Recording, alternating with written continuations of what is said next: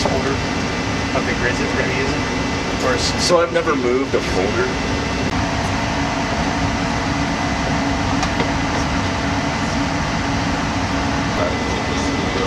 Now and then a little bit more that you're in.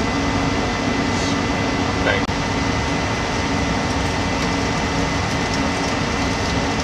Alright, I'll have to check real quick.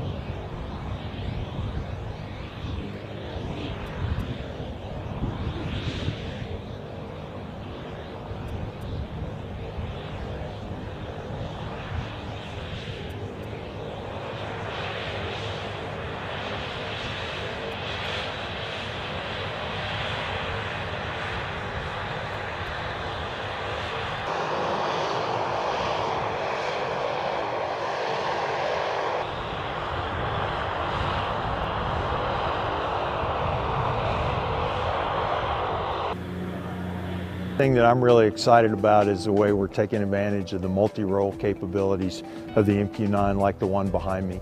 You know, it started out as a reconnaissance asset, and we armed them and we used them for primarily missions where we're going after high-value targets. But we're also tasking the airplane now in close air support, so they're going out and doing the same mission that the A-10 or the F-15 or the F-16 would do.